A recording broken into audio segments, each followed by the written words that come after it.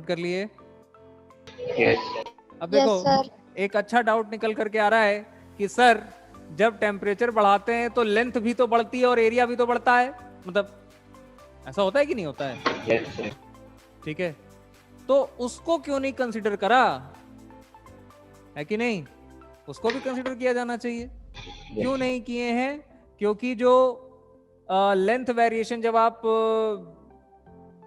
Thermal expansion पढ़ते हैं तो वहां पर वो जो अल्फा होता है, तुम्हें पता है coefficient of Yes, sir. Linear expansion, ये सब नाम सुना Yes, है? sir. Beta Yes, gamma, sir. Yes sir. है ना? Yes, sir. अल्फा बीटा को बोलते हैं Yes, sir. Coefficient of areal expansion या सुपरफिशियल एक्सपेंशन, गामा को Yes. बोलते हैं कोफिशिएंट ऑफ वॉल्यूम एक्सपेंशन। तो Yes, इन sir. सबों का जो ऑर्डर होता है वो लगभग 10 टू द पावर ऑफ -5 के ऑर्डर का होता है। अल्फा की पर्सनली बात कर रहे हैं, ये 10 टू द पावर ऑफ -5 के ऑर्डर का है। ये कितना है? 10 टू द पावर ऑफ -2 के ऑर्डर का। तो ऑब्वियसली इसके कंपैरिजन में ये तो बहुत छोटा है ना, 1000 गुना छोटा हो गया। बोलो। सर। ठीक है, इसलिए इसको निग्लेक्ट किया गया है, निग्लेक्ट। तो चाहो तो अपने शब्दों में लिख सकते हो कि टेम्परेचर बढ़ाने पर एल और ए भी वेरी करता है, लेकिन इसका ऑर्डर और इसका ऑर्डर इतना डिफरेंस है, इस वजह से एल और ए के एक्सपेंशन को निग्लेक्ट कर दिया गया है। इसलिए एल एंड ए के एक्सपेंशन को निग्लेक्ट कर देते हैं। लिख लो, अच्छा डाउट है ये? Yes sir. हो गया क्या? Yes, sir.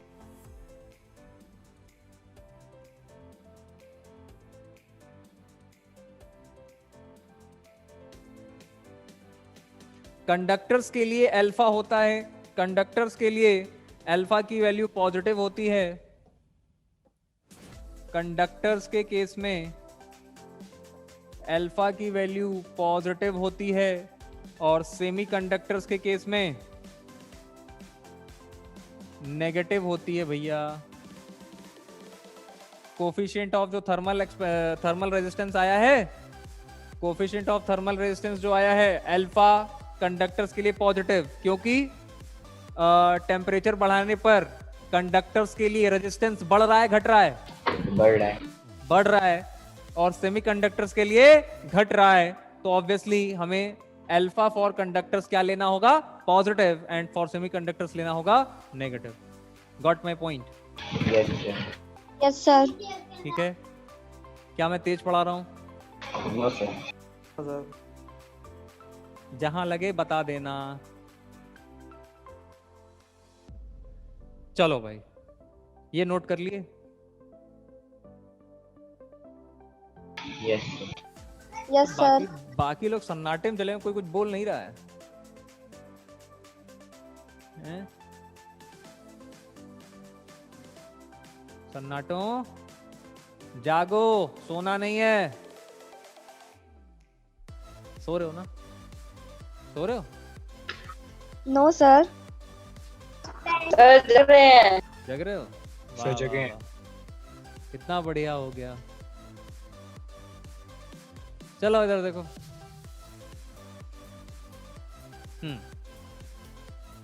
ऐसे मान लो ओम्स लॉ तुम जान ही रहे हो।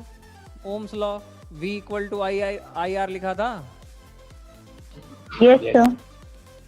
So V upon I is equal to R, which is constant. ठीक, अगर आप ग्राफ ड्रॉ करते हैं V और I के बीच का, कैसा बनेगा? Straight line.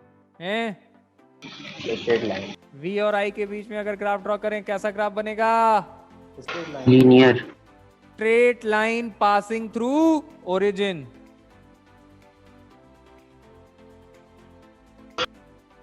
क्या तुम्हें y equal to mx plus C पता है? Yes, sir. Yes sir.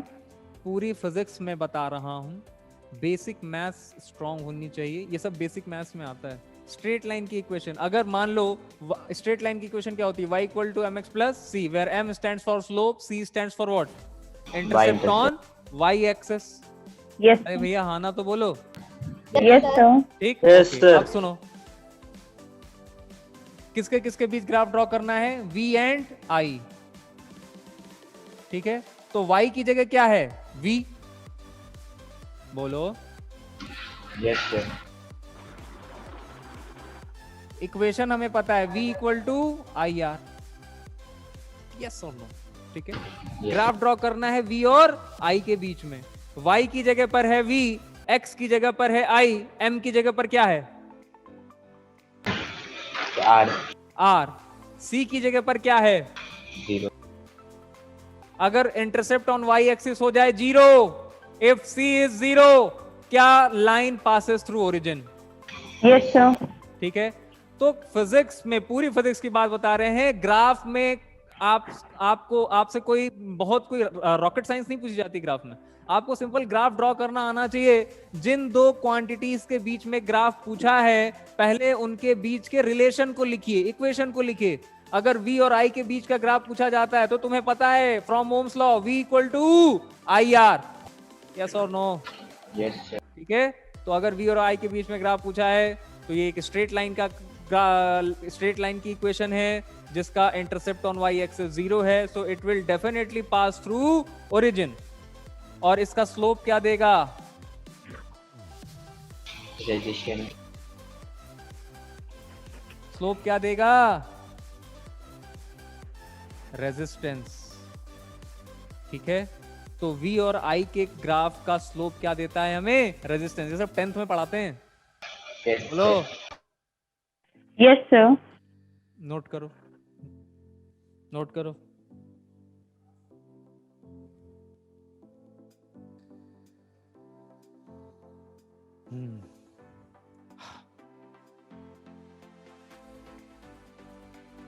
अगर यही कर्व मैं I और V के बीच में दे दूं तो अब इसका स्लोप क्या देगा? Conductance. रेजिस्टिविटी। Conductance. 1/R। इसको क्या बोलते हैं? Conductance. इसकी यूनिट क्या होती है? Mho. महो, मो, MHO, यस और no? Yes, sir. Yes, sir. ठीक।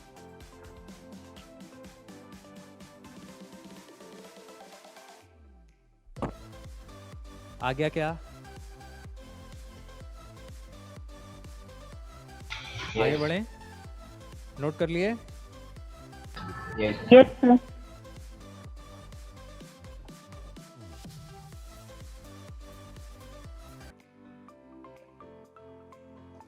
दो कंडक्टर्स थे हमारे पास,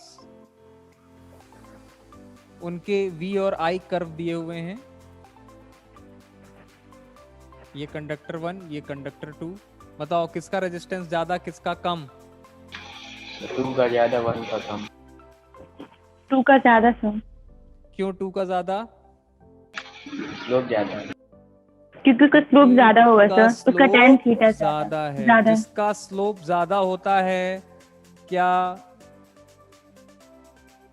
भाई? ऑब्वियसली जिसका स्लोप ज्यादा है, V और I का कर्व का स्लोप क्या देता है? रेजिस्टेंस। Yes. तो जिसका स्लोप होगा ज्यादा उसका रेजिस्टेंस होगा ज्यादा। M of 2 is greater than M of 1, so obviously resistance of 2 is greater than resistance of 1। अरे नहीं आया, फिर आया. आ गया, सर। ठीक है। एक कर्व गिवन है V और I के बीच का, एक किसी वायर के लिए डिफरेंट टेम्परेचर्स पर हमने बनाया था। ये T1 टेम्परेचर पर, ये T2 टेम्परेचर पर। बताओ कौन सा टेम्परेचर ज्यादा है? प्रशांत नहीं बोलना, कौन सा टेम्परेचर ज्यादा है? T1 less than T2, T1 greater than T2 और T1 इक्वल टू T2, या पता नहीं। V और I के बीच का कर्व है, दो डिफरेंट टेम्परेचर T1 और T2 पर V और I के बीच में ग्राफ ड्रॉ किया गया है किसी पर्टिकुलर कंडक्टर के लिए। आपको बताना है कौन सा टेम्परेचर ज्यादा है, कौन सा टेम्परेचर कम है। सर T2 ज्यादा। T2 ज्यादा होगा। T2 ज्यादा है, क्यों? स्लोप सर क्योंकि वहाँ रेजिस्टेंस क्योंकि यहाँ पर रेजिस्टेंस ज्यादा है और हमें पता है कि किसी कंडक्टर का रेजिस्टेंस टेम्परेचर बढ़ाने पर बढ़ता है। यस और बढ़ता है। Yes sir. तो obviously T2 is greater than T1। किसी को कोई समस्या? No sir. बिल्कुल बेसिक बेसिक बातें हैं ये सब। आया? Yes Yes, sir. Yes sir. और देखो, मान लो एक एल लेंथ का रेजिस्टर था, इसका क्रॉस सेक्शनल एरिया ए था, रेजिस्टिविटी रो थी, है ना, कंडक्टर है, मेटल है, इसको पीट पीट पीट पीट पीट करके इसकी लंबाई को 2 गुना कर दिए। विदाउट चेंजिंग द वॉल्यूम हमने इसकी लंबाई को 2 गुना कर दिया। अब इसका रेजिस्टेंस कितना हो जाएगा? अगर अभी है रेजिस्टेंस R, अगर लंबाई को हमने कर दिया 2 गुना तो रेजिस्टेंस कितना हो जाएगा? सर 2 टाइम्स हो जाएगा। 4 times sir. Times. Yes sir 4 times. 4 times हो जाएगा। Yes sir. ठीक है, सर सेम रहेगा। सेम रहेगा। Yes sir. भैया R इज इक्वल टू होता है रो टाइम्स L अपॉन A। रो नहीं बदलेगा, L बदल गया, A बदल गया, तो क्या रेजिस्टेंस बदला कि नहीं बदला? यस सर बदला। कभी तो हाँ ना बोलो। आया? Yes sir. इधर देखो, इधर देखो, मान लो हमने वॉल्यूम थोड़े चेंज किया, हमने वायर को कट थोड़े किया है, हमने पीट पीट करके, पीटने का मतलब जानते हो ना? Yes sir. Yes, sir. Yes sir जानते हैं। मेलिएबिलिटी पता होगा, यस ये सर। तो डक्टिलिटी है पूरा। डक्टिलिटी पता होगा। Yes sir. तो जब पीट पीट करके without changing the volume, volume change नहीं कर रहे हैं, लंबाई बढ़ा दी, तो एरिया घट गया होगा। यस और नो? Yes sir. बोलो। Yes sir. लेकिन Yes, वॉल्यूम sir. चेंज नहीं हुआ। तो हम ये कह रहे हैं कि मान लें कि अभी इसकी रेजिस्टेंस है R, रो है मटेरियल का, सब्सटेंस का property, L length, A cross sectional area, हमने इसको N टाइम्स इसकी लेंथ को N टाइम्स चेंज कर दिया, तो एरिया मान लेते हैं कुछ A डैश हो गया। यस और नो? यस। Yes sir. तो अगर नया रेजिस्टेंस लिखोगे तो रो तो नहीं बदला, क्योंकि रो डिपेंड्स अपॉन व्हाट? मटेरियल। अगर कॉपर का वायर है तो कॉपर का ही रहेगा। Yes sir. तो रो टाइम्स लेंथ हो गई N टाइम्स L, एरिया हो गया A डैश, रेजिस्टेंस को हम मान लेते हैं कि ये R डैश हो चुका है, नया रेजिस्टेंस, नया रेजिस्टेंस इज R डैश। ठीक है, तो R डैश जब आप लिखते हैं तो rho times N into L upon A dash. Since volume is constant, since volume is constant,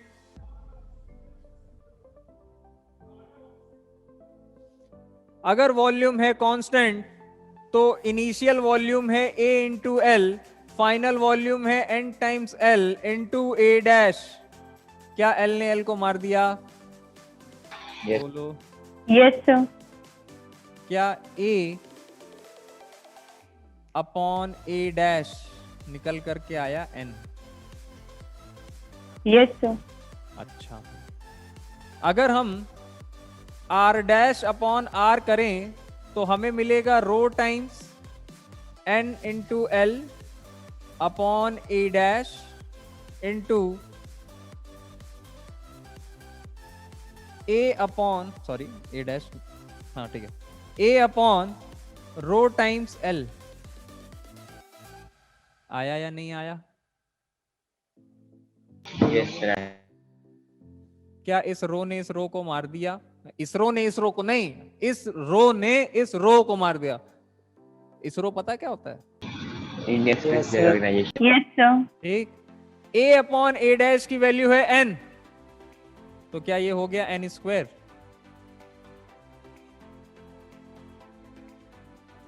बोलो। Yes sir. सो क्या r Yes, sir. Dash is n square times r?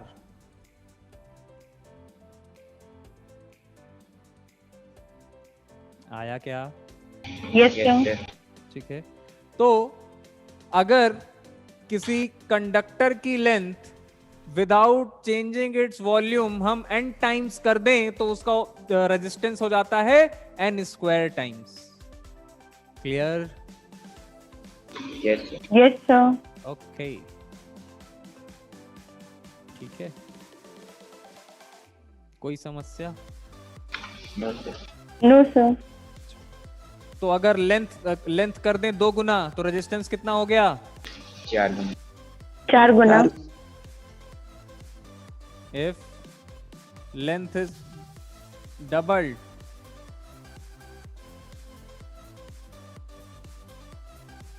so resistance becomes 4 times. ये आसान आसान था ना? ये तो Yes. 10th में भी पढ़ाते हैं ना, Yes, sir. है ना? 8 में ही पढ़ाते हैं। कॉन्फिडेंस बूस्टर समझ में आया? कभी तो हाँ Yes, ना sir. बोलो। Yes, sir. जल्दी से एक क्वेश्चन कर दो, आज की शाम का आखिरी क्वेश्चन।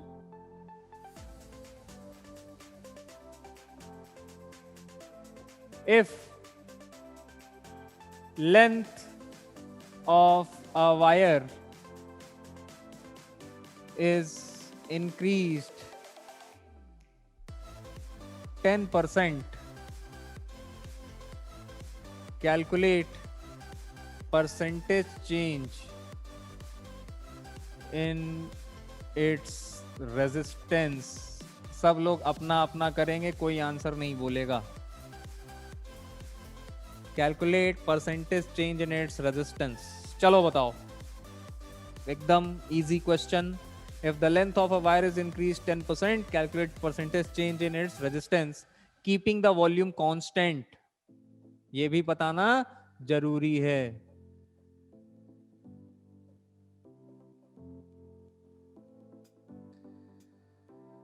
चलो भाई,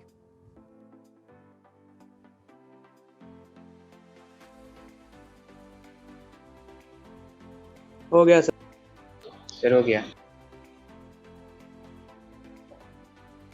कितना आया भैया? 20%। 21%। 21%। कितने लोगों का सही था? सर मेरा। कितने लोगों का सही था? Raise your hands, raise your hands. Sir एक। अच्छा, चलिए 3 4 तो 5 6 लोगों का सही हुआ है बस। देखो इधर, अगर लेंथ चेंज कर दिया तुमने 10%, अगर पहले थी लेंथ L तो बाद में कितनी हो गई? 1.1 टाइम्स L। यस और नो? यस। Yes, sir. 10% बढ़ा दिए तो कितना है? 1.1 टाइम्स L हुआ ना?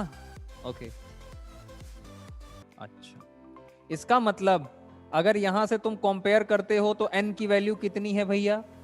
1.1। Yes sir. तो रेजिस्टेंस कितना हो जाएगा? n square times r। बोलो। यस 1.21। Yes, sir. तो ये हो जाएगा 1.21 r। परसेंटेज चेंज कैसे निकालते हैं? Delta R upon R. r dash minus r upon r into 100। सब कॉन्फिडेंस बूस्टर वाला है, समझे? यस।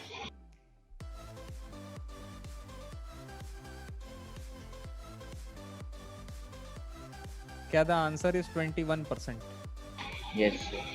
Yes. किसी को कोई समस्या? No. ठीक है, आई होप समझ में आया होगा। आज हम लोगों ने रेजिस्टेंस कवर कर लिया है। नेक्स्ट टर्न पे we will start circuit theory and please please class miss नहीं करना अगली वाली, नहीं तो पूरा गायब हो जाएगा करंट इलेक्ट्रिसिटी। ठीक है, आई होप यहाँ Yes. तक की बात आपको समझ में आई है। Yes sir. Sir. ठीक है, इतना रिवाइज कर लीजिएगा। अगला टर्न होगा सर्किट थ्योरी का, किस तरीके से करंट फ्लो होती है, कैसे सर्किट एनालिसिस करनी है, हमें पोटेंशियल की इक्वेशन लिखना, ब्ला ब्ला ब्ला, बहुत सारी चीजें, नई चीजें सीखेंगे। Don't miss the next lecture. That's all for day. Thank you.